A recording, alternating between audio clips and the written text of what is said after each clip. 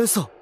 Di Indonesia kayaknya tiap ada film yang temanya tawuran geng anak sekolahan, pasti peminatnya tuh banyak banget. Kayak nih anime yang secara ironis ataupun kagak bikin hype musim spring 2021 ini. Tahu-tahu semua orang pada ngomongin. Apalagi beberapa kali episode animenya trending mulu di YouTube Indonesia. Gue yakin sih buat lo yang IQ-nya cuma 3 dari ngebaca judul nih video aja pasti bikin lo ke-trigger. Terus ngehujat-hujat tanpa tahu konteks yang gue bahas di sini. Apalagi buat lo yang kagak biasa denger bacotan gua. Kalau subscriber gua mah, apalagi yang udah lama nongkrong di distrik anime, biarpun mereka doyan coli sampai sabun pada bolong, IQ mereka tuh setara Einstein semua dan bisa ngecerna maksud bahasan gua di sini.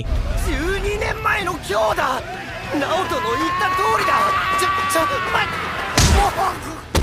本当にまたタイムリープしちゃったんだ。 Buat formalitas, kalian ngasih tahu orang-orang yang belum pernah nonton anime ataupun baca manganya, gue bakal ngejelasin gimana sinopsis cerita berjudul Tokyo Revengers ini. Jadi kan ada manusia berbatang namanya Takemichi, umurnya tuh udah 26 tahun, kerja di toko buku. Pada suatu hari di stasiun kereta ada orang yang ngedorong si Takemichi sampai jatuh ke rel keretanya, berbarengan sama kereta yang baru datang. Bukannya mati buat pergi ke isekai terus jadi protagonis harem, si Takemichi malah ngelompat waktu ke masa di mana doi masih SMP. Bukan tanpa tujuan sama sekali, timelip ini ngasih si Takemichi misi buat nyelamatin mantan pacarnya yang bernama Hinata yang mati di masa depan akibat ulah geng yang terbentuk pas si Takemichi masih SMP. Dan tugasnya di situ tuh cowok kudu antara lain ngebunuh petinggi gengnya atau PDKT-an sama si ketua sampai jadi teman baik. Singkat ceritanya gitu. Kalau gua terusin nanti malah jadi bocoran buat lu nya. Hah? 知らねえよ。なんてね。バカだな、タケミチ。 Sebagai sebuah animanga yang ngusung tema perjalanan waktu, gua akuin Tokyo Revengers ngasih sebuah kemasan yang menarik buat ceritanya. Kenapa? Karena selain diceritain proses si Takemichi pas masa SMP ngelakuin berbagai hal, sampai akhirnya jadi paradoks waktu buat masa depan, di masa pas tuh cowok umurnya 26 tahun juga, ceritanya ngasih lihat perubahan apa aja yang udah dihasilin si Takemichi. Dan alterasinya tersebut ngerombak skenario takdir dari garis waktu utama. Oke, konsepnya sendiri emang kagak begitu baru, sampai bikin gua ngerasa wah. Karena toh Steins Gate juga 12 tahun lalu udah pakai konsep perjalanan waktu kayak gini. Dan yang paling mirip tuh pas proses penyelamatan si Hinata yang dilakuin si Takemichi tadi. Hal ini mirip banget sama kasus si Rintaro pas nyelamatin si Mayuri dari takdir kematian. Kedua heroin ini tetap aja mati biarpun dua pangerannya udah ngelakuin berbagai cara buat ngerubah alur waktu. Nakimushi no hero. Dame da yo, Aku! Aku! Nah, biarpun punya tema perjalanan waktu semenarik itu, yang ngebunuh mood justru malah si tokoh utama sendiri. Padahal gue udah berharap banget nih orang jadi sosok badass yang bisa dihormatin semua orang karena pengaruh sama kekuatannya. Pas dulu pertama kali gue nonton. Lah ini, berhubung waktu itu gue kagak sabar ngelihat kelanjutannya gimana, gue sampai kelar baca manganya 200 chapter. Dan apa yang gue dapat, perubahan sifat atau pengembangan karakter tuh cowok anjir lambat banget. Soalkan hal itu tuh bikin si Subaru dari ReZero kelihatan lebih tangguh dan berani ngadepin berbagai kejadian yang pernah ngancurin mentalnya. Padahal doi masih anak SMA. Sedangkan inget si Takemichi tuh cowok dewasa umur 26 tahun yang ada di body anak SMP. Udah jelas lah dari segi pikiran juga udah matur atau dewasa. Lah ini tiap ada apa-apa doi kudu nangis dulu, terus keinget mukanya si Hina pas karat, baru deh bisa nekat ngelawan musuhnya. Biarpun tetap aja kalah. Yang luar biasa dari si Takemichi tuh paling daya tahan tubuhnya doang yang kebal banget. Entah mungkin karena masokis makanya doi-doyan dipukulin daripada ngelawan. Omae ga kore no shusai? Hai.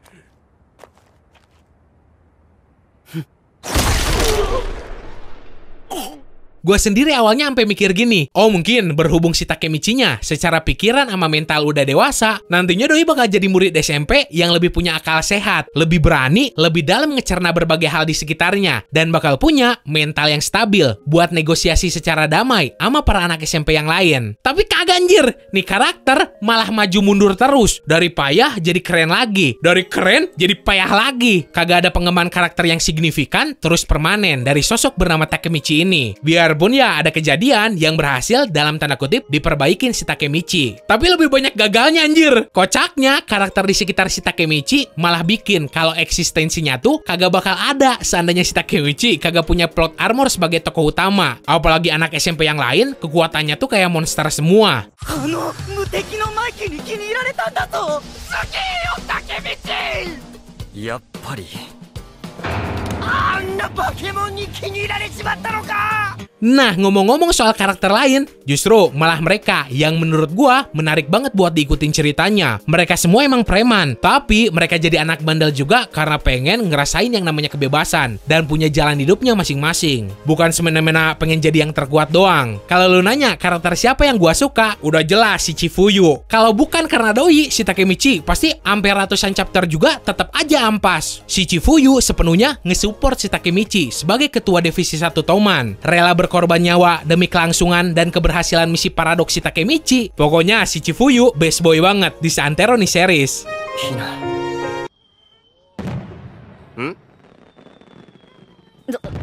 Domo.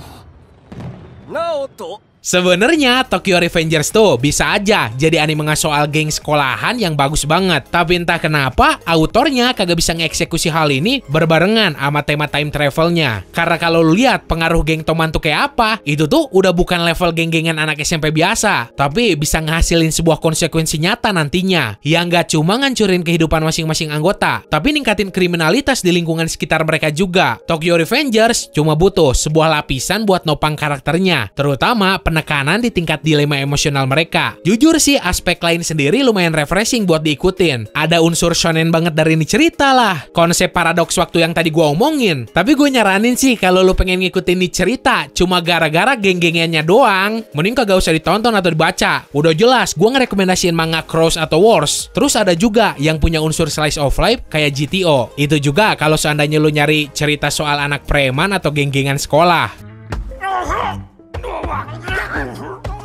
東京卍会やっぱり行かれてる。 Intinya gini, biar lu kagak salah kaprah sama pembahasan gua. Tokyo Revengers sebagai anime bertema time travel atau perjalanan waktu emang bagus. Tapi kalau ngelihat dari segi cerita soal geng-gengan, kesannya alay banget. Bahkan sampai bikin gua ngerasa mulas gara-gara tokoh utamanya kagak sesuai sama atmosfer lingkungannya yang kental banget sama kekerasan. Sedangkan si MC-nya sendiri lebih cengeng daripada si Deku dari Boku no Hero, sampai si Zenitsu dari Kimentod. おおやってらんねえ。なんだ今度こそ喧嘩。 Hanya ya gitu, buat bocil yang masih labil, pasti ngelihat anime macam gini, ngerasa kemotivasi, pengen bikin geng juga, terus tawuran. Karena jujur nyir, dulu pas gue pertama kali nonton Cross Zero juga kayak gitu. So, mungkin segitu aja pembahasan gue kali ini. Soal cerita berjudul Tokyo Revengers. Ingat, ini tuh murni cuma dari opini sama bacotan gue semata. Bodoh amat kalau seandainya lu kagak setuju, karena lu juga bisa ngutarain pendapat lu sendiri di kolom komentar. So, buat lu yang pengen gue bikin pembahasan kayak gini lagi, jangan lupa share juga videonya ke teman-teman lu yang lain biar banyak yang ke-trigger. Terus buat lu semua yang belum subscribe ke Distrik Animenya, silakan lu bisa langsung grepe-grepe aja tombol subsnya. Karena kalau gitu kan gua juga makin semangat bikin videonya lagi. So, semoga lu enjoy dan bisa nambah informasi lu seputar dunia anime manga. Sekian dari gua, sorry gak ada salah-salah kata. Bye.